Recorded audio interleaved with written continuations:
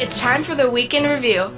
Look at national, regional, and local stories from the past week. Here's Brandon Hansen, Managing Editor of the Chewelah Independent, and Scott Allen, Managing Director of Northern Lights Public Radio.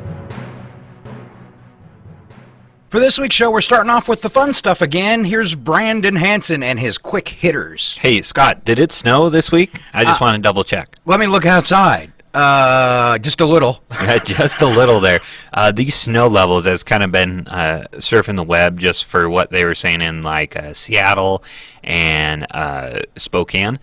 This was the snowiest February in Seattle in 70 years. So, wow. Yeah, so we're breaking records all over the place. And Spokane had, I believe, 5 times more snow than they usually have. So this is a late snowstorm because usually February it tends to maybe be cold, but we don't get as much precipitation. Sure.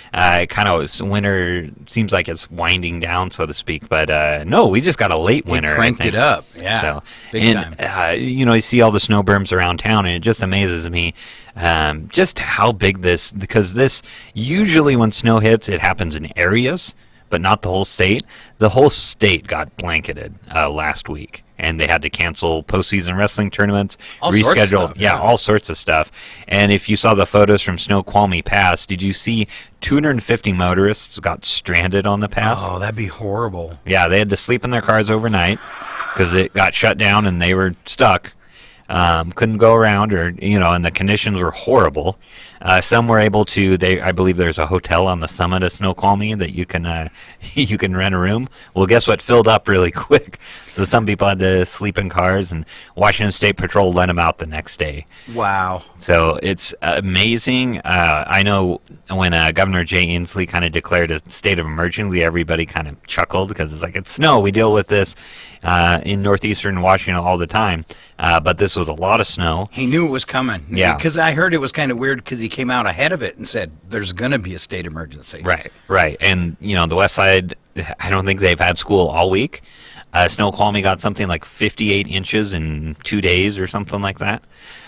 We had on the emergency alert system on Thursday, we had avalanche warnings for Idaho. Yes. In fact, there was a big avalanche on I-90 by St. Regis, Montana, shutting down I-90 going westbound. That's crazy. And I believe it's still closed right now because it was a huge avalanche that just covered up the whole lane. And it's funny, I saw in the photo there's a semi right before the avalanche, so I bet you that that poor trucker probably had to change his pants after seeing that happen in front of him. Go faster. Yeah, exactly. So that poor guy. But no, this snowstorm, I know we've had bigger snowstorms.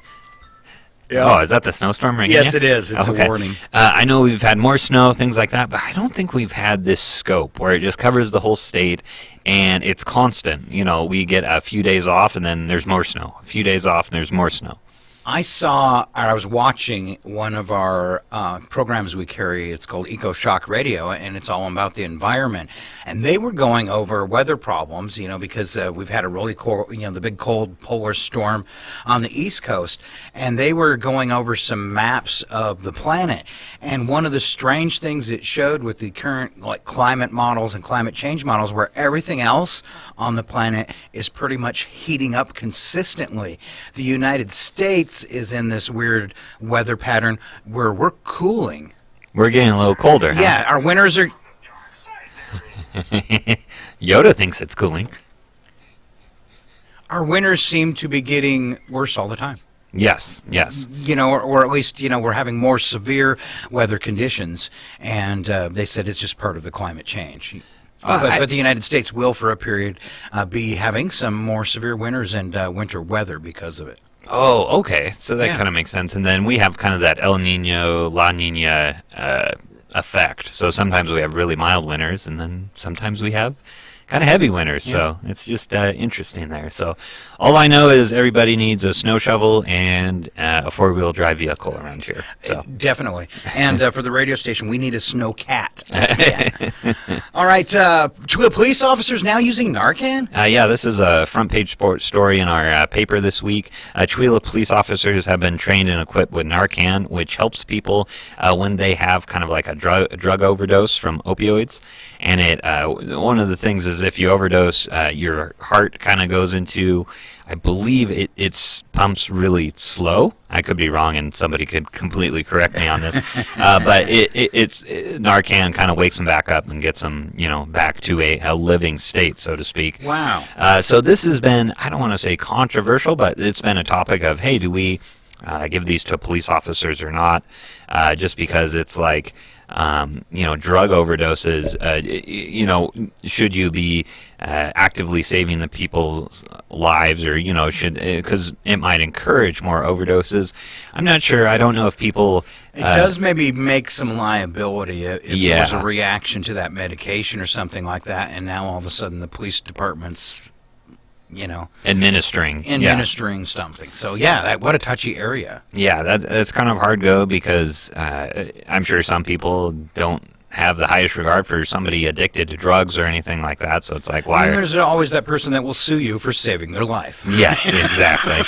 But again, it's at the end of the day, police officers are here to serve and protect life and things like that. And so, there you go. They know drug abuse is illegal, but also, any life lost is a tragedy there. So good to see that Chewelah police officers now have Narcan. This is something that Seattle officers got a few years ago, and it's saved a lot of lives over there. So, we have the scanner on the office, and every now and then we'll hear about a drug overdose on the scanner, and it's sad in our small community, but it happens way more than you would imagine in a small town like Chewelah. Sure. So. All right. Chewelah Valley Land Trust is trying to save some land by the golf course? Yeah, no, we've talked about this, the growth of Chewelah and how things are changing, and this is another kind of foresight thing where some community members have gotten together. There is a 400-acre piece owned by Hancock Timber right by the golf course, and a lot of people live up there just because it's timberland, so, they own the land, but, they're not building anything on it. It's just a piece of timber, and people use it to walk their dogs. They use it to go on hikes. Has some nice views of the Chewelah Valley. So people use this land, and right now it's owned by Hancock, but what some of these community members want to do is buy the land and preserve it, turn it into kind of a more pronounced trail systems, use it for mountain biking, all sorts of outdoor recreation there. And I've seen that in other communities. Loon Lake has a spot there by Morgan Park where the association went together and bought this land, and it's preserved just for four-wheel and riding your motorbike or your dirt bike, walking the dog, that kind of stuff, like you're saying. So right. And it's a nice for a housing area to have something like that. And some people would be like, well, why do we need, to preserve land? Like, we have so much outdoors around here. But the thing is, you're not quite sure about access, how to get to it, and what you're going to have once you get there. I know that's always kind of a big question around here. It's just like, who owns that land? Can we use it? Can we go hiking on it? That's things you have to consider around here, because there's a lot of private landowners. So this would just be an asset for the community to use. Hey, I want to go hiking today, instead of worrying about, well, can we go there? Can we go there? Well, we got a piece of land right up by the golf course you can drive up to and use. So that would be an excellent resource moving forward, and a lot of people looking to move to town would see that as an asset and a plus into being like, hey, I want to move to Chewelah. They have these hikeable spaces. Yeah, sure. Especially up at the golf course, right? Right, exactly. Boy, this is a Chewelah heavy episode, but that's good. Yeah, because we're a Chewelah radio station. So this comes from the Chewelah City Council in their most recent meeting. The Public Safety Committee for the council has decided against an additional police officer for Chewelah. They had been looking at adding back another officer onto the force, but they decided against it due to cost concerns. Committee Chairman John May explained to the council that his group had studied the idea and concluded that adding one more police officer would cost the city approximately $130,000 annually for wages. And that annually thing, I think is a big deal. It's not like, hey, we're going to spend $130K this year, and that's the big cost up front, and then maybe it goes down or something like that. That's a lot of money to add to the city budget on a yearly basis. Not just like a one-year deal. This is because every year. it keep happening. Right. Sure. So it has benefits and all the fee or stuff that the state charges businesses and all that kind of stuff to go along with it, right? Right, exactly. And yeah, wages, benefits, and equipment. So that adds up pretty quick. And then also, they need a new police car because, you just can't have like a clown car driving around town enforcing the law. They need to have their different vehicles and stuff. So I'm sorry, I'm picturing that. Oh. Or you just can't run everywhere. You can't be an on-foot officer. And that would cost another $60,000, to have an equipped police car there. So that's why they made that decision. And that's a lot of money. At it, though, because for years we've had this gap. Right. They don't talk about it much anymore. It used to be talked about a lot more, but there's this period of time, and I don't even like the fact that years ago they threw it out to the public, but that there's this period of time every day where there's no officers on duty. Right. In fact, in all of Stevens crew County, there's only one officer on duty. Well, now you let every criminal know. So. But that's a huge public safety issue. Right. And it lets people that want to do nefarious things know that the safe time is between, 3 and 6, 3 and 7. Right. And that's not okay. And when I see, just being downtown, when I see weird stuff or things that look sketchy, it's usually in that time period. Okay, so they try and fill in that area. I've seen people walking through the alleys trying every door on every building. Oh. That's kind of spooky. That's when I like to jump out and scare them. Right, with a baseball bat.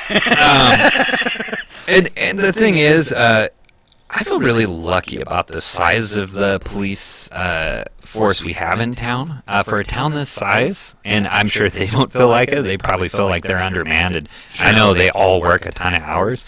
I knew some towns in the west part of the state that were about the size of Chewelah, only having one officer, or only not even having an officer, and just relying on county government to kind of enforce the law.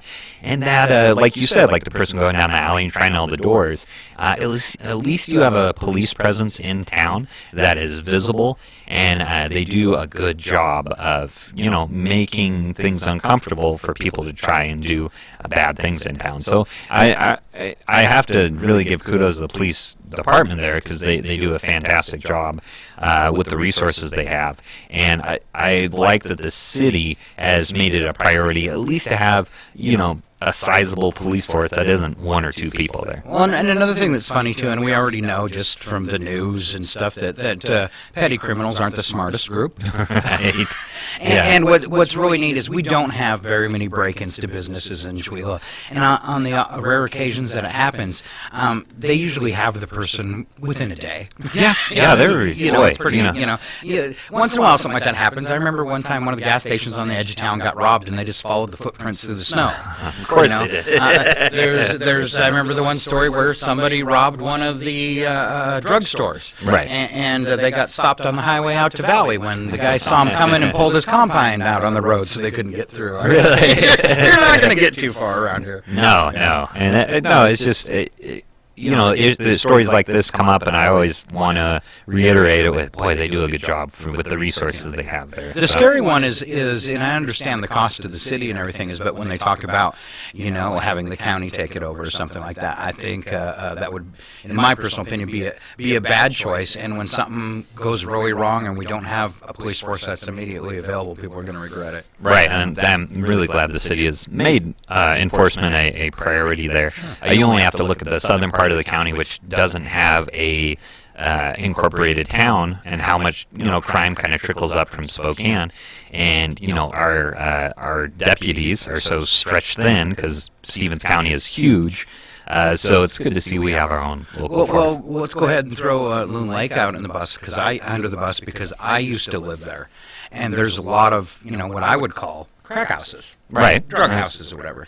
And I've always believed when I lived there, because there's so many of them and it's so obvious, it's because they know there's no police force in Loon Lake. If you want to deal drugs, you want to have a crack house, what a perfect place to go, somewhere where there is no police force. Not Right. that the sheriff's office isn't around there and stuff, but they're stretched Or thin resources. county It's too. all a resource thing. So yeah, it's a bad idea, and I think if Chewelah would ever go through with that kind of idea, we'd regret it in the long run. I think so too. All right, other council news. Councilman May. By the way, I enjoy talking to John May. He's really fun to talk to. But he suggested that the council consider banning bicycles, skateboards, and rollerblades, which kind of made me chuckle, on sidewalks in the downtown area. This is because they've been talking about how the sidewalks have been kind of crept into with the terrace seating. So during the summer, a lot of restaurants and stuff like to have that terrace seating downtown where the sidewalks are. Set out a few tables, people can eat outside. And what that has kind of done is cut into the walking space for pedestrians. And while they want to, keep the terrace seating, but they still want to still have that accessible. And this also factors into the parking situations they've been having. Just make sure that downtown is easily traversable and, limit as many issues as you have. So, and I kind of talked with May. I sent him an email about this because I was like, I don't think I've seen anybody use rollerblades in about 10 years. I was just going to say that. I've never seen somebody on skates or anything like that. But at least it prevents it from happening. You have a rule in place that says, no, you can't do that right here. Right, and I think the way he put it was any kind of wheeled single-person transportation. And, I've always been taught, like, bicycling around town, stay off the sidewalks, right, if you're on a bike, because that can be a safety issue. Like, if somebody's walking around the corner and you're bombing through on a bike, you can run into them, and you're going to hurt them more than you're probably going to get hurt there. What if someone in Chewelah gets one of those two-wheeled things they ride around in the malls? Oh, that's what he mentioned. That he's like, I thought about throwing Segway into that there too. So Yeah, it's kind of cracking me up there, but yeah, it's kind of a safety deal, and you want to keep those sidewalks and Main Avenue. Again, this isn't for the whole city. This is just that downtown stretch, which has room problems right now. Yes. It's kind of a and tight fit. vision problems. Right. So that's just kind of why they would come up with that suggestion there. So. Let's see here. And so they're going to have another public forum tentatively scheduled for April that will address, the parking situation, sidewalks, speed limits downtown. So we'll keep Chewelah updated on what the council's doing there. All right. I've got a couple national news stories. Americans falling behind on car loan payments in record numbers, and this is quite a shock to me, especially with the economy supposedly doing well. More than 7 million car loans past due by at least 90 days in the fourth quarter. This is according to data released this week from the New York Federal Reserve. That's 1.3 million more past due loans than during the previous peak in 2011, which followed the Great Recession. Now, the unemployment rate in 2011 was more than twice its current level when that happened. So less unemployment and more car loans. It doesn't quite fit together. Growing problem of people falling behind on those loans runs counter to the picture of a generally strong U.S. economy. It is especially disturbing because the delinquency rate for car loans is lower than other types of borrowing, such as credit cards and student loans. So they're in even worse shape. Yeah, student loans is the worst thing in the country right now, just in terms of delinquents and even just that amount of debt sitting on people right now. Because if you have that debt, like from student loans, that's going to stop you from buying a house. That's going to stop you from starting a business. Leaving the country. Yeah. It does. Yeah. And again, with car loans there, it's just a troubling thought, because to me, that shows me that 7 million Americans aren't doing so well with their finances if they have a car payment due 90 days in the fourth quarter. And this surprises they've me. skipped 3 months of payments. Yeah, exactly. Not just 1 month, 3 months. And what surprises me is how easy it is to get a car loan. And they'll stretch it out to 8 years or whatever, and they'll give you a sweet deal, but you're gonna. By the time you're done, you could have bought a house. Yeah, exactly. So it seems to me it's a little too easy to get credit in this country for something like a car, and as soon as you drive it off the lot, guess what? It loses a lot of value there. So I think this just goes to show that.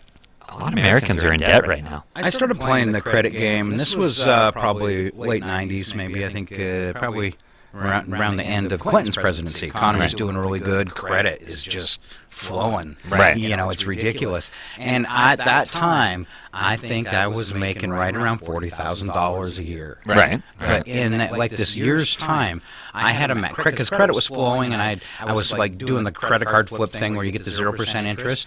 In probably a year and a half time, I had amassed $160,000 worth of credit cards. Ooh. And I had really good credit. Right. So I mean, there was one. I remember it was ridiculous. It was 4% interest, cash or charge. You know where they jack it up to 20 on cash. Right. It was 4%. I remember buying a ski boat on that credit card because it was cheaper than I could get the loan from the bank.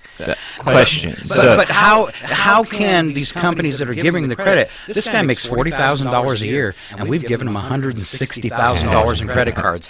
Doesn't that raise a flag? It does just a little bit. And why didn't I take a world trip? Exactly. So what you're saying when you have 100, that wasn't the debt you had. That was how much limit. Credit I had. That's how much I never spent it, but I could have, and I thought about it. Right.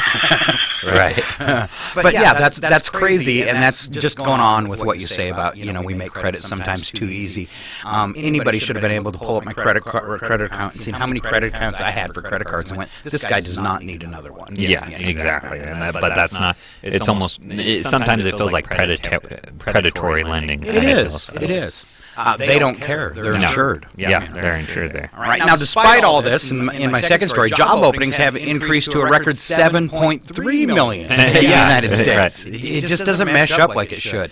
The job openings rate climbed to 4.7% in December, and the total number of job openings in the U.S. grew to a record 7.3 million, with vacancies in construction and food services. The country is experiencing a shortage of workers right now, as in the last month of December, the number of job openings grew by 169,000. That is the highest level since 2000, when the tracking of job openings began. Those are huge numbers, and the fact that we're still having financial problems, even with the national minimum wage going up, doesn't speak too well. And I kind of had to look up this number. The the labor force participation number right now is, I believe, in the mid-60s. So you have that other percentage not working, just out of the workforce. So when you hear like 3% or 4% unemployment, that means out of that 65%, 4% are unemployed.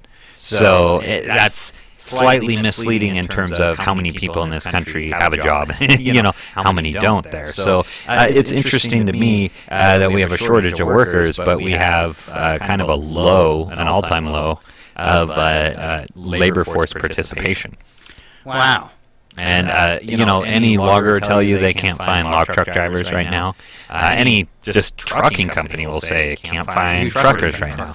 And that's why they're kind of going for those automatic trucks, just because, you can't fill your truck enough, because it's a demanding job. You're away from your family, you have long hours, and you're sitting all the time. And this goes with a multitude of things. Police officers, we just talked about police, having a shortage of that. EMTs, having a shortage of that, so it just kind of cascades with these industries or just type of jobs. Construction, that was mentioned in there. Finding good help in construction jobs, and these are labor jobs, but they pay well. They are having issues finding people that want a job.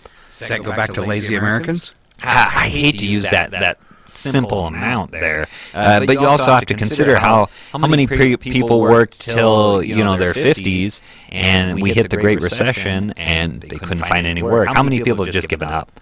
Just said, you know what, I'm done. I've got a few male friends, and one of the toughest thing is having to re-enter the workforce or start a new career for a man over 50. Yeah, that's got to be difficult. The competition you're against. That's why you always see guys over 50, let's say they've had a career problem or something like that, or it didn't work out like they hoped.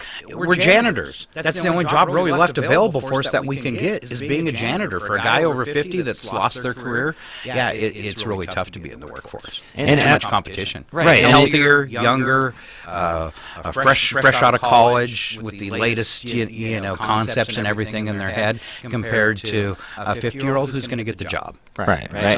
And imagine, like, if you're young, you have no problem taking that construction job or that, this or that, where you're like, oh, okay, I'm going to build up from here, start my career. Imagine if, you're in your 50s or something, you've had a career and had a career issue, and having to go back to some, maybe not entry level, but, something that you weren't used to, having to learn new skills after, being in a completely different industry, it's tough. Like, it would be tough. I can't imagine doing something different than I'm doing right now.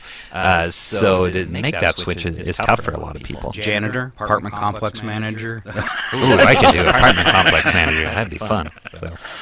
So yeah, it's just the economy is a weird thing. It is. Even when it looks good, there's corners that aren't doing so well. There's corners always going around, and I think we always look at the stock market, but that doesn't begin to tell the story of what's happening to average Americans and things like that. And I think the biggest thing facing average Americans right now is debt. Automation is cutting a lot of jobs in the country right now, where people just don't even look for work because they don't have entire industries and type of work are getting knocked out by computers and stuff. So what you did 50 years ago, there isn't a job right now for that. There is a future group, and they are called the Venus Project, and they want to remake society across the planet, basically, is their vision. And I'm not saying they've got it right, but they've got some cool ideas, and I think they've missed the spot on a few things. But basically changing our society to a resource-based system from a monetary system. Right. Because there is no win with the monetary system and overpopulation and stuff. And they've got all these plans about how every building grows its food for the own people in it. We rebuild our city using these giant printers that can build a house in a day, and we do them in a circular fashion where the center's the hub. And it's just basically this transformation of society and the way they live, and they can't find a country that wants to start. But one of their projections of why we need to do this is just what you said. They said automation. They said the technology is already here for automation. I guess I'll put it in simpler words. We could go totally automated on our planet, and that includes maglifts, bullet trains, everything. And it would only take 3% of the world's population to take care of the rest of us. And that technology through automation is already there. But society is pushing it off because we're worried about those jobs. Right. And then there's this thing is if we didn't have anything to do in our society, we'd get even fatter and lazier. But then there's also the thought that once you weren't burdened by that 40-hour work week, which really sucks up and ruins your life, your quality of life. It really does. It does. Having to do that, the way our society is set up. They said in societies in the past, which have all crumbled, by the way, but when you've done that, is math, science, everything like that excels rapidly. More creative. Because more creativity. Advancements accelerate because we aren't burdened with the job. Right. You can fulfill your imagination, your dreams, your thoughts, and so that's kind of a double-edged sword. You can take it one way, what would happen, or the other. But their thing is by 2050. There's going to be 75% unemployment due to automation. 75%? That was their projection. By 2050, 75% unemployment due to automation. That creeps me out. Boy, that's... But if they're right, though, on that technology that we could automate all these jobs right now, that's even scarier. Right. What are we going to do? Let me clarify on automation, because some people think of that and we're going to replace Scott with a robot Scott. Like, we come into the radio station, I am Scott. Easy. No, but it's kind of like, in the logging industry, which my family is a part of, you've gone from having, 3 or 4 guys that would use handsaws to buck the logs on the landing and, maybe some guys down in the brush falling, to now you have 2 or 3 guys that make up the entire operation on that site. Because you have one guy that can cut down the trees, hop in another machine, load it, or hop in another machine and process those. So you've seen a logging site go from 10 people to 3. So that's automation right there. It's not like you have robot loggers out there. The machines have gotten better to the point to where... And that's what's going to happen in factories. You won't, and I imagine in most of the car manufacturing places, now they still employ a lot of people, but imagine those people spend more of their time taking care of the robotics in the plant than anything else. Yeah. This hits retail, and you're like, oh, how does retail work? Because you're not replacing like the mall retail person with a robot. Everybody's just buying it off of Amazon. So you're not even dealing with that mall shop. It's completely cut out. So how many people who had jobs as, selling clothes and things that completely get cut off, because all you do now is order your clothes off Amazon. I have a feeling we are only a few years away from seeing like holiday sales, like Christmas shopping, to see the online numbers surpass the physical numbers. I don't think we're that far away from that. Right. But people I talk to, they love, and there might be some older people that they haven't got into the computer thing and, aren't really into that. So they still want that traditional shopping. But people even my age, in their 50s, think Amazon is the best thing since water. Right. So, and it is sometimes. It is. But that's going to have huge repercussions. And your really local businesses are really going to have to focus to keep that local thinking and shopping local, having those things that people don't want to wait for, or don't want to order online, that they need in their hand, and having those easily accessible in your local town. So I think retailers need to kind of twist their thinking too. Is what kind of things that I can carry are the people going to want immediately rather than ordering them online. Right. And that's become really important to keep that storefront open. Yes, that's very true there. So now that we've depressed everybody in town. Sorry about that. Here comes Brandon Hanson with his parting shot. Even more depressing. Let's talk a little bit about unhealthy habits, because this has been in the news a lot in terms of people on their phones a lot, and how that's kind of created a lot more anxiety, depression, things like that. And this is becoming kind of an epidemic. And it kind of goes full circle, because this wraps around with our diet, how unhealthy we are with our diet, and our social media habits. And we talk about automation, and more people are indoors now. They're not getting out, out in a lot. Sitting in front of screens. Right. And at least me, from a kind of a personal stance, I see just a lot of unhealthy social media habits where I'm like, how is this person commenting for hours at an end, and angry comments? Just how can you be angry about... Especially politics. Yeah, like... People get off the rails. And not just like, I don't agree with that. Like, just mad. Just very angry. And I don't understand how this is healthy for us as a country, because we've been seeing spikes in, again, that anxiety, that depression, and that does things to your body that is just unhealthy. And it's like people are getting outside less, they're hiking less and things like that. And I wonder if this all kind of correlates back to, like we said, like our own kind of sit-at-home habits, hop on the computer and have a bad diet. Because before, you had that 8-hour workday where you couldn't be on your phone complaining about, politicians.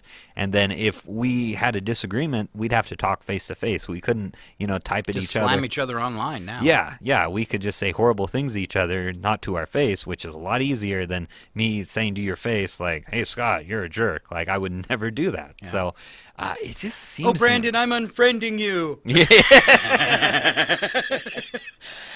Do you think there could get to a point where we actually have a social backlash against social media? Because it tends to be... I mean, it's kind of cool to get in touch with your old friends, but it seems like we've gotten to a point where it causes more problems from people than benefits, or at least that's what ends up in the limelight.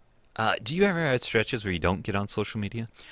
I've never been a fan. Right, never been a fan. So I strictly use Facebook, Twitter for flagrant self-promotion. Right, yeah, exactly. What's the radio station doing? What am I up to? That kind of stuff, Right. And even my personal page is, stuff that gets posted there, very rarely is it something personal. It's something that, me and my friends at the radio station are doing, or a link to something at the radio station. I am not into it at all. Right. I notice sometimes when I'm away for social media, whether vacation or something, it's like, after being off it for a few hours, I know you why. like relax. You're like, oh man, this feels great. But then your phone buzzes, and then the stress comes right back because you're like, why are people messaging me? So, but speaking about activity, like a phone buzzing, so Chewelah has this kind of new downtown vibrance. We talk about this seemingly every time, how things seem to be growing. We just talked about the Chewelah Valley Land Trust, what they're trying to do, and some other things. It is a great example of a town that's gone through a transformation, say, over the past 5 years. Yeah. In appearance and businesses, and I've said it before, when I was growing up here as a kid, a business opened, 6 months later it was closed. Now they open and they stick around. Right. Whether they're making money or not, I can't tell you, but they're sticking around. Yeah, they're sticking around, and it seems like when businesses, because some people seem to think when a business closes, it's because the economy is bad, but sometimes, owners have a change in life, or they retire, or they, Sure. and things like that, and then opening. Restaurants have this all the time, because that burns The you out quick. worst, I've wondered, the worst business you could possibly get into. Right. And it's just like, they may not be closing because they didn't make money. It's just like, hey, I don't want to work these many hours anymore. So, but what I've noticed is when something does either go up for sale or shuts down in town, it seems like within weeks, something new is going in there. Somebody's grabbed that. Just like we'd mentioned this off mic, Mondo's and the new Buttermilk Cafe. Yeah.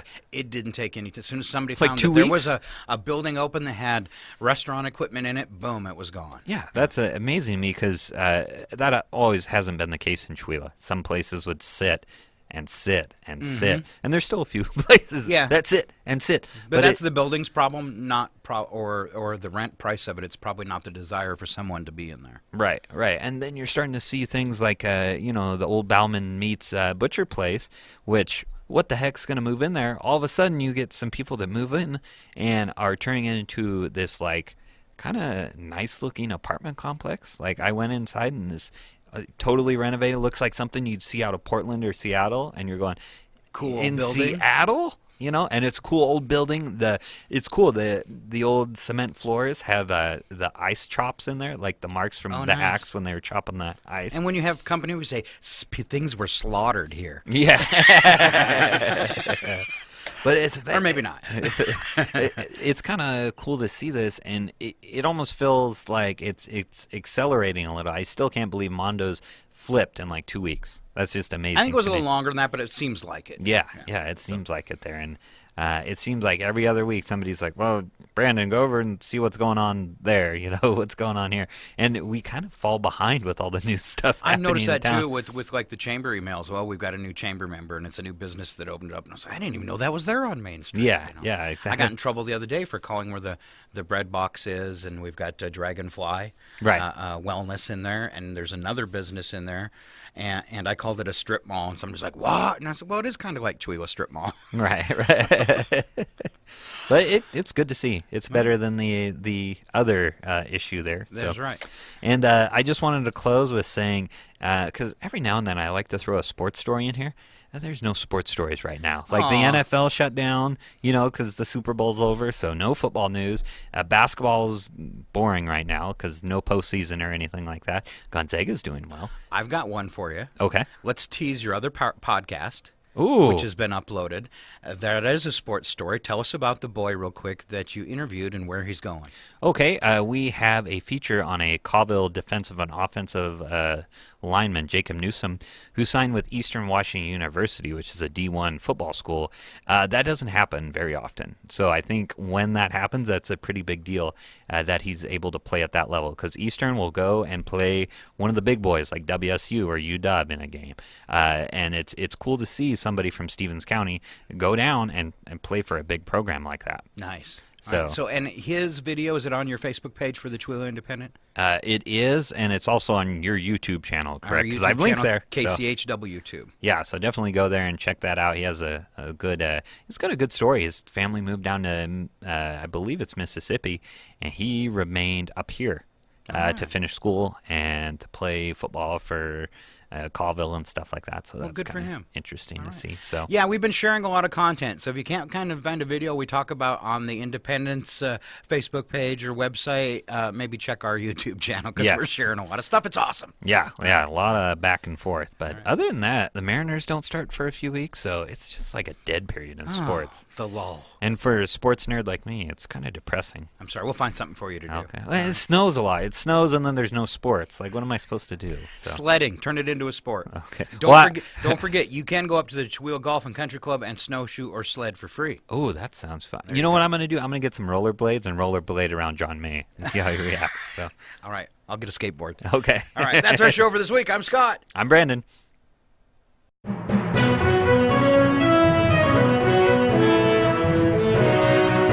Thanks for listening to the Week in Review with Brandon Hanson, Managing Editor of the Chewelah Independent, and Scott Allen, Managing Director of Northern Lights Public Radio. Past episodes are in video format on the Chewelah Independent's website and on KCHW's YouTube channel. This program was recorded and filmed at the KCHW FM studios in Chewelah, Washington.